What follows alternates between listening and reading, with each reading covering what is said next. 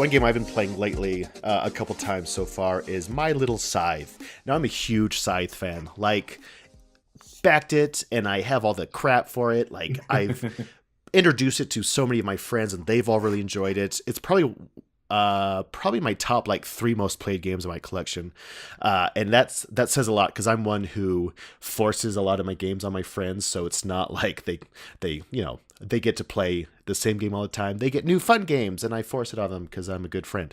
But with Scythe, I've wanted to play this game with my kids for so long. So I have a 6-year-old and a 4-year-old.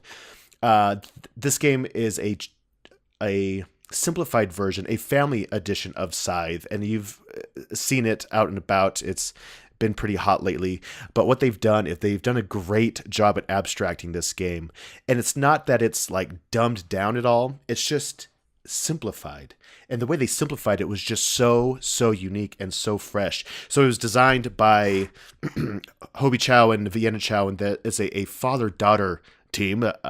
It originated as a print and play game that the father made called what's it called? My Little Pony? My Little Pony. Yeah, it was definitely a My Little Pony thing, and they demoed it to Jamie, and Jamie was like, "This is awesome," and themed it to Scythe. Yeah, so that's really cool. Yeah, and that's just so smart. And I love the dedication that this father has to bring his hobby or his passions to his kids.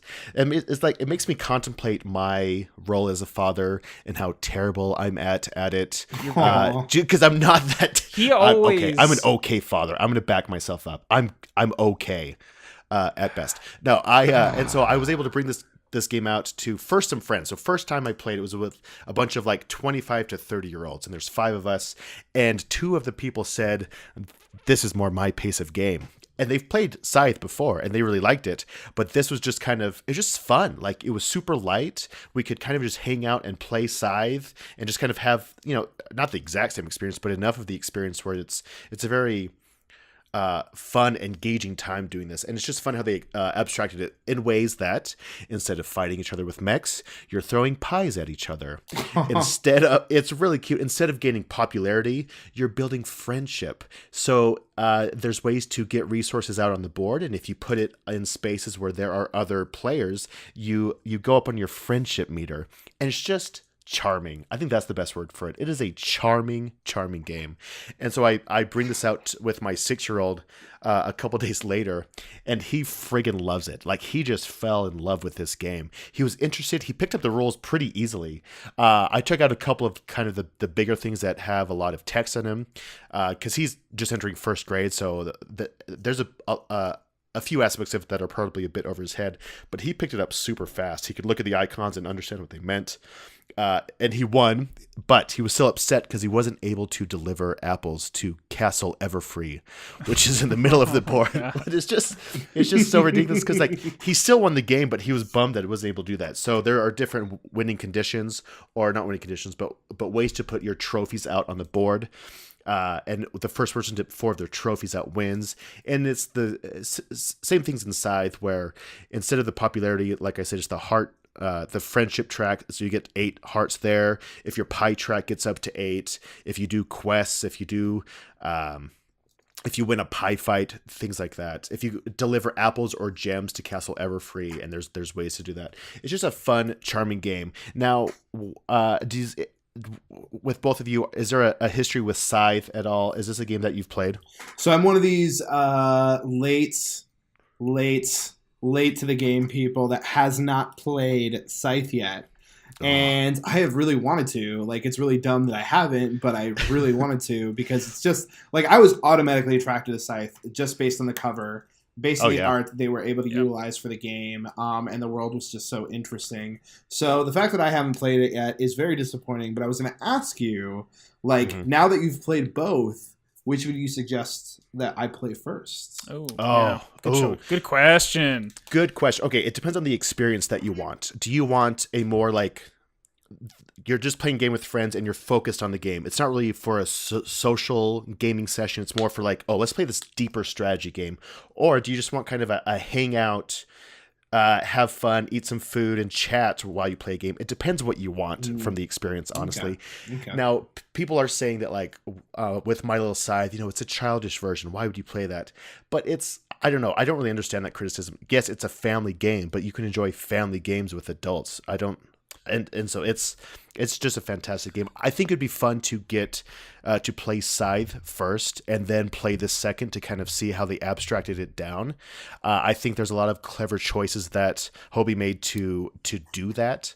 And so I think, honestly, play both in the same day. That's my answer. Wow. Both. I'm also a huge fanboy Will of Scythe. do then. Yeah. Yeah. There's two things that come to mind. One, this reminds me, and this is coincidental, but it reminds me a lot of Stuffed Fables.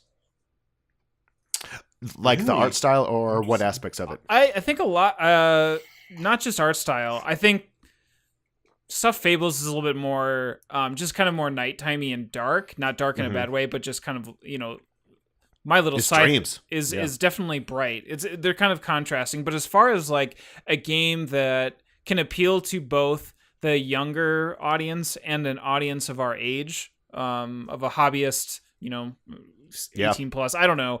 It seems like they definitely fall into that same category, right? That's true. Like this and Mice and Mystics, a bunch of the hobby games are like this as well. I think that's a great point. Actually, after playing this, I kind of wanted to introduce my son to Stuffed Fables. I think he would love it. And I actually don't know a lot about it. I just know that people are digging it. Is there a lot of reading on the kids side of that? You might be able to. No, I mean, you can just have one reader throughout the entire thing if you want. Okay. It's not difficult at all to introduce to children. And in fact, like, I mean, the designer Jerry has always like focused a lot on his games to make sure that they are accessible to kids, but also engaging for adults. And I think he hit it out of the park with Stuffed Fables. Like, it's just a slam dunk with engagement as for families. Like, I definitely suggest trying it out, or at least looking at a review and seeing if it's right for you. His next game looks amazing. Comanauts, is that what it's called? Yeah. Comanauts. Oh my gosh. That one, just look at that. It's the same system, right? It's not exactly the same system, but it's very, very close. Like, there are some modifications. There's some things to make it a little bit more engaging. It's more for an adult audience. So it's definitely something that is like the part 2 to kind of continuing on this story series that he's working on. Cool. That's so cool. Oh man. Okay, yeah. And so that's My Little Scythe. Highly recommend it. That was published by Stonemaier Games. I have just a big crush on that publisher. I don't know. Anything he does. And Seam. Okay, yes. It's kind of equal there. But with Stonemaier, I think it was just early on. Euphoria was the first game I got of his. And I think it's easy to see the passion that Jamie puts into his games and the games that he produces. And it just comes through it. Are they perfect games? No, of course not. But it's a publisher I can trust. And actually, to be honest, I'm going to toot your horn over there, Isaac. Same thing with Plaid Hat. One of the first games I got when I got into the hobby, which was in like 2012, was Summoner Wars. And it just kind of, I don't know, everything that Plaid Hat was pushing out. So there were actually 3 companies that I was obsessed with when I first got into the hobby. It was Fantasy Flight, because they're amazing. Plaid Hat. Oh, who's the third one back then? Oh, we've talked about this. Flying Frog. Do you remember Flying Frog? I think we've talked about that a tiny bit. Yeah.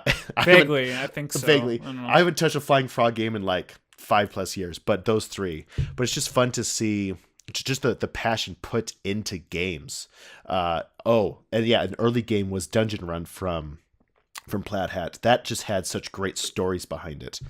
I'm starting to digress. Anyway, My Little Scythe by Stonemaier Games. Highly recommend it. Very, very quickly for the both of you. Yeah. If you could My Little any game, very quickly, what comes to mind? Zaya. Nice.